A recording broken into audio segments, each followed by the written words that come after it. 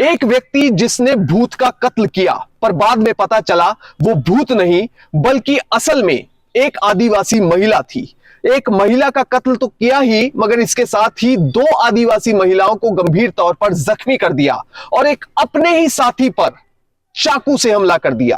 अब जैसे ही राम बहादुर थापा ने देखा कि उसके हाथ से कत्ल हो गया है, वो घबरा गया और उसे कुछ समझ नहीं आ रहा था कि अब किया जाए तो क्या किया जाए। पुलिस के पास जब मामला पहुंचा तो पुलिस भी हैरान, क्योंकि इस प्रकार का मामला पहली बार ही उनके पास आया था कि किसी व्यक्ति को भूत समझकर एक व्यक्ति ने मार दिया। पुलिस ने इस मामले में धारा 302 और 326 और 324 के तहत मामला दर्ज किया और राम बहादुर थापा को गिरफ्तार कर लिया। पर जब यह मामला अदालत में पहुंचा तो अदालत ने राम बहादुर थापा को रिहा कर दिया और उसे कोई सजा नहीं दी गई। उसे आईपीसी के सेक्शन 79 के तहत रिहा किया गया, जो कि अपने आप में एक इबारत थी। जय हिंद दोस्तों, एक भूत का कत्ल हुआ, क्या आप इस पर यकीन कर सकते हैं? जी हां, यह सच्ची घटना है साल 1958 की, जब एक भूत समझकर एक व्यक्ति ने कत्ल किया एक औरत का, और उसके बाद सच्चाई सामने आई कि वो एक औरत थी, एक आदिवासी महिला थी जिसका कत्ल किया गया। और उसके बाद एक लंबा मुकदमा उसका दौर चला अदालत में। पहले सेशन कोर्ट में मामला चला, उसके बाद हाई कोर्ट में चला और उसके बाद आया अदालत का बड़ा फैसला। आज इसी मामले के ऊपर बात करेंगे। दरअसल साल 1958 है और जगह है ओडिशा का बालासोर। बालासोर ये वो जगह है जहां पर अभी रिसेंटली कुछ समय पहले एक ट्रेन हादसा हुआ है, दुखद हादसा हुआ है। उसी जगह पर बालासोर में एक गांव है रसगोविंदपुर, वहां की एक घटना है। रसगोविंदपुर में एक एरोड्रम था। एरोड्रम एक ऐसी जगह जहां पर हवाई जहाज, बड़े बड़े हवाई जहाज जो कि पुराने हो जाते हैं, उन्हें रखा जाता है, उनके स्क्रैप को बेचा जाता है। तो ये वैसी जगह थी जहां पर बड़ी संख्या में हवाई जहाज का स्क्रैप मिलता था और देश के कोने कोने से, जगह जगह से जो लोग हैं जिनको वो स्क्रैप चाहिए होता था, तो वो बिजनेसमैन वहां पर आया करते और स्क्रैप खरीदकर वहां से लेकर जाया करते। अब इसकी देखरेख के लिए, एरोड्रम की देखरेख के लिए दो चौकीदार रखे गए थे। एक का नाम था दिवाकर और दूसरे का नाम था गोविंद। अब यहां तक बात हो गई एरोड्रम की, यानी जहां पर हवाई जहाज का स्क्रैप मिलता है। अब एक व्यक्ति कोलकाता से आता है हवाई जहाज का स्क्रैप खरीदने। यह है चटर्जी ब्रदर्स फर्म है। उसके मालिक, जिनका नाम है जगत बंधु चटर्जी, वो अपने नौकर राम बहादुर के साथ यहां पर आते हैं। राम बहादुर थापा नौकर का नाम है और वो सोचते हैं कि यहां से काफी संख्या में, काफी बड़ी मात्रा में हवाई जहाज के स्क्रैप को लेकर जाया जाए और उसे एज ए रॉ मटेरियल अपने फर्म में इस्तेमाल किया जाए। अब उसके बाद सीधे जब वो प्लान करते हैं, वो कोलकाता से पहुंच जाते हैं ओडिशा के बालासोर में रसगोविंदपुर गांव में। रसगोविंदपुर गांव में अब चटर्जी पहुंच चुके हैं, उनका नौकर थापा पहुंच चुका है और ये दोनों वहां पर रसगोविंदपुर गांव में रुकते हैं और महीना है अप्रैल का, साल है 1958। रसगोविंदपुर गांव में एक चाय की दुकान चलाने वाले कृष्ण चंद्र पात्रों के घर ये लोग ठहरते हैं और वहां पर ठीक ठाक सब कुछ चल रहा था। और इस बीच क्या होता है कि वहां पर उन्हें पता चलता है कि जो एरोड्रम है वहां पर बड़ी संख्या में भूत रहते हैं और मंगलवार और शनिवार के दिन और रात को वो ज्यादा एक्टिव होते हैं और प्रोएक्टिवली वहां पर खुलेआम जो है फील्ड में जो बाहर खुलेआम घूमा करते हैं। अब होता यह है कि वहां पर जो सच्चाई है कि जो एरोड्रम है वो एक ऐसी जगह पर बना हुआ है जहां से कई तरह के रास्ते कटते हैं। एक किसी गांव को जा रहा है रास्ता, दूसरा रास्ता किसी गांव को जा रहा है और जितने भी गांव हैं, ज्यादातर गांव आदिवासियों के हैं, जिनमें कि संथाल और माझी आदिवासी जो लोग हैं वो बड़ी संख्या में उन गांव में रहते हैं। अब मंगलवार और शनिवार को जो भूत वहां पर आते थे, वो बात वहां पर पूरी तरह से प्रचलित थी, सभी लोगों को पता थी। इस वजह से लोग खास तौर पर रात को एरोड्रम के आगे से नहीं निकला करते थे और अगर मंगलवार या शनिवार है तो इस बात का खास ध्यान रखा जाता था कि एरोड्रम के आगे से नहीं निकलना है, उस जगह से बिल्कुल नहीं निकलना है, क्योंकि भूत जो है लोगों पर हमला कर दिया करते थे। यह वहां के इलाका वासियों का मानना था। अब होता यह है कि समय निकलता रहता है, दिन निकलते रहते हैं और सब कुछ ठीक ठाक चल रहा है। फिर आता है 20 मई साल 1958 का दिन, जब रात को 9 बजे तेलकुंडी गांव का रहने वाला चंद्र माझी वो पहुंचता है चाय की दुकान पर और कृष्णचंद्र पात्रों को चाय पिलाने के लिए कहता है। वो वहां पर चाय पीता है। चाय पीने के बाद जब वो देखता है कि समय ज्यादा हो गया है, रात हो गई है और मंगलवार की रात है, तो वो डर जाता है। अब वो सोचता है कि घर जाऊं या ना जाऊं, क्योंकि घर उसका दूर था और तेलकुंडी गांव से वो आया था। अब वहां पर वो फाइनली फैसला करता है कि मैं घर नहीं जाऊंगा और मैं रात को यहीं पर कृष्णचंद्र पात्रों के पास रुकूंगा। और कृष्णचंद्र पात्रों भी उसे कहते हैं कि आप यहीं पर रुक जाइए और सुबह ही निकल जाइएगा। तो रात हो जाती है। कृष्णचंद्र पात्रों उसको चंद्र माझी को सोने के लिए जगह देता है और वो वहां पर आराम करने लगता है। अब थोड़ी देर बाद जब ये सारी बात पता लगती है जगत बंधु चटर्जी को और उनके नौकर राम बहादुर थापा को, तो वो काफी एक्साइटेड, काफी उत्साहित हो जाते हैं और वो कृष्णचंद्र पात्रों को कहते हैं कि हमें उस जगह जाना है और हम क्यों ना इसी बहाने भूत भी देख लेंगे और दूसरी तरफ जो ये व्यक्ति है इसको हम इसके गांव तेलकुंडी छोड़ आएंगे। अब ये बात जब वो कृष्णचंद्र पात्रों को कहते हैं तो कृष्णचंद्र पात्रों कहता है कि मैं आपके साथ नहीं जाऊंगा। पहले वो मना करता है, पर जब वो ज्यादा इंसिस्ट करने लगते हैं, ज्यादा कहने लगते हैं, तो कृष्णचंद्र पात्रों चंद्रमाझी को पूछता है। चंद्रमाझी शुरुआत में इनकार कर देता है और डर जाता है, पर जब ज्यादा बात वो कहते हैं, क्योंकि जो चटर्जी हैं वो कहते हैं कि हम आपके साथ जाएंगे, कृष्णचंद्र रहेगा, आप रहेंगे, मैं रहूंगा, थापा रहेगा, तो भूत हमारा कुछ नहीं बिगाड़ सकते।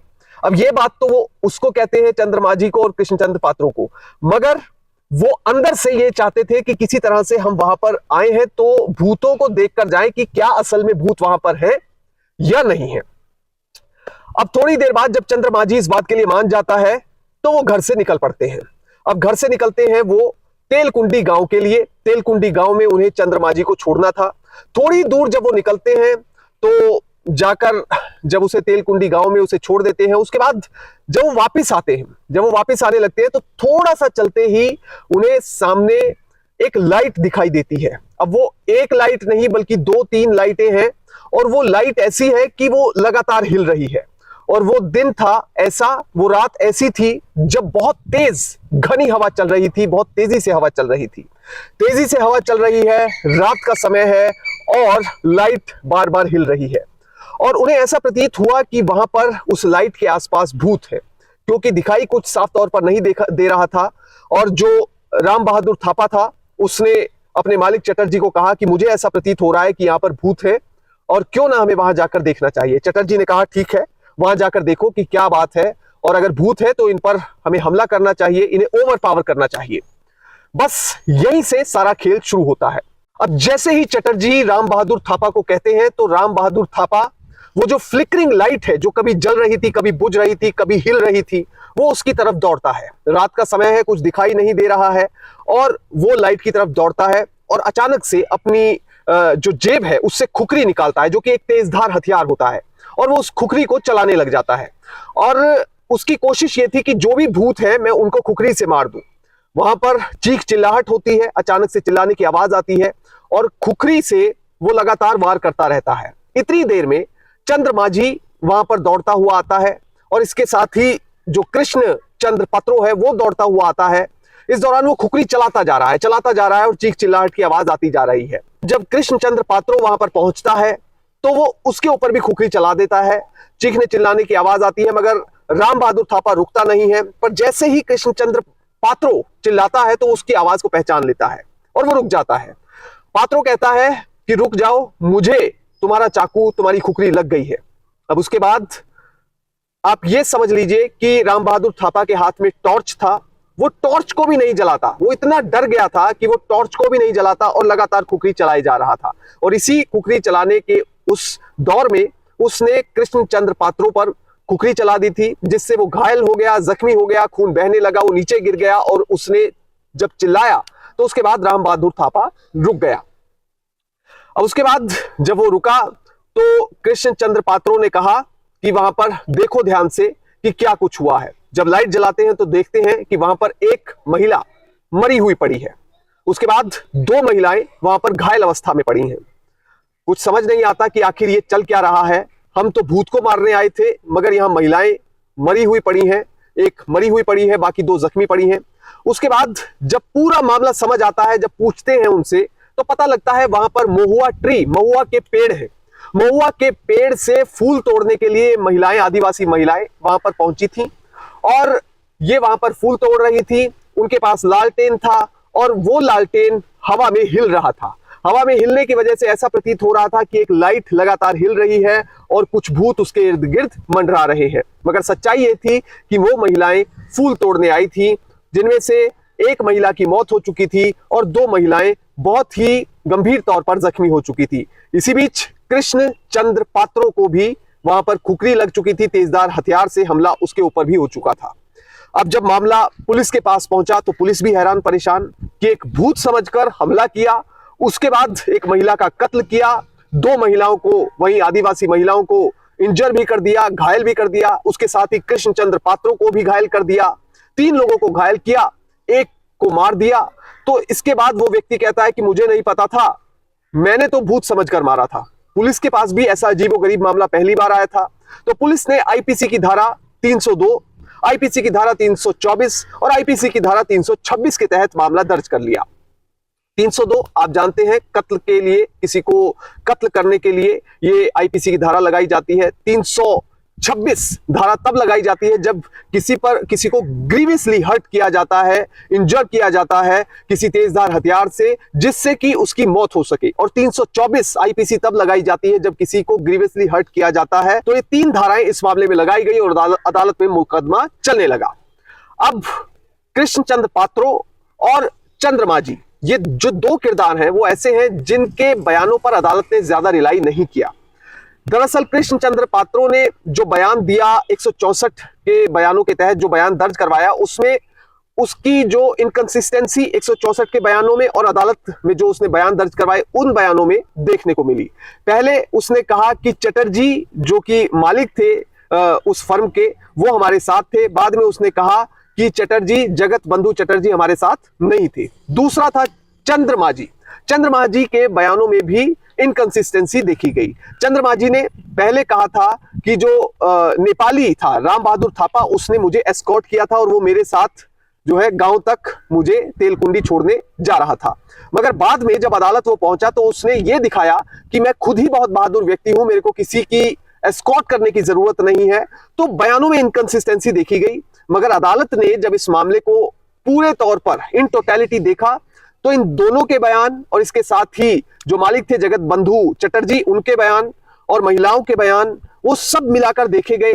तो उसके बाद अदालत ने सर्कमस्टेंशियल एविडेंस भी देखे। उसके बाद अदालत ने इस मामले में फैसला सुनाया और यह फैसला अपने आप में बहुत महत्वपूर्ण है, क्योंकि आमतौर पर अगर किसी का कत्ल होता है तो अदालत उसे सजा देती है, कन्विक्ट करती है, और कई बार अगर अपराध बहुत ज्यादा गंभीर हो और rare of the rarest category में आए तो उसमें फांसी की सजा भी सुनाती है। मगर इस मामले में अदालत ने इस व्यक्ति को छोड़ दिया।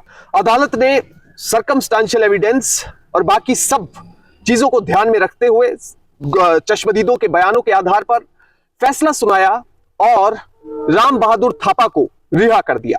अब राम बहादुर थापा को धारा 302, धारा 326 और धारा 324 लगने के बाद भी रिहा कैसे किया गया, ये खास तौर पर वो एस्पायरेंट्स जो यूपीएससी की तैयारी कर रहे हैं या जुडिशरी के एग्जाम की तैयारी कर रहे हैं, उनके लिए ये जानना बहुत जरूरी है। देखिए, सेक्शन 79 ऑफ आईपीसी, उसका जो क्लॉज है, उसके तहत अदालत ने इस मामले में राम बहादुर थापा को रिहा कर दिया। उसने एक कत्ल किया, मगर उस कत्ल के बावजूद राम बहादुर थापा को रिहा कर दिया गया। सेक्शन 79 ऑफ आईपीसी ये क्या कहता है, ये समझना जरूरी है। Act done by a person justified और by mistake of fact believing himself justified. तो इसमें क्या है, सेशन कोर्ट ने उसे एक्विट किया सिर्फ सेक्शन 79 ऑफ आईपीसी के तहत, जिसमें कि व्यक्ति समझता है कि मैं पूरी तरह से सही हूं, मगर वो असल मायने में सही नहीं होता, क्योंकि उसे ज्ञात ही नहीं होता कि वो क्या कर रहा है और वो उस चीज को सही समझता है। तो उस समय जो क्राइम किया गया होता है उसे अदालत क्राइम की श्रेणी में नहीं रखती धारा 79 के तहत। अब इस मामले में राम बहादुर थापा ने सोचा कि वो भूतों को मार रहा है, मगर भूतों को मारने की जगह उसने एक महिला, आदिवासी महिला का कत्ल कर दिया और 2 महिलाओं को जख्मी कर दिया। तो ऐसे में अदालत के पास जो सर्कमस्टेंशियल एविडेंस और विटनेस आए, उसमें अदालत को यह पता लगा कि राम बहादुर थापा अपनी जगह बिल्कुल सही था। उसने किसी गलती के कारणवश जो एक गलत चश्मा उसकी आंखों में चढ़ा हुआ था, उस डर के साए में उसने टॉर्च जो हाथ में थी उसे जलाना भी उचित नहीं समझा। वो इतना डर गया था कि उसने अचानक से खुखरी निकाली और चलानी शुरू कर दी।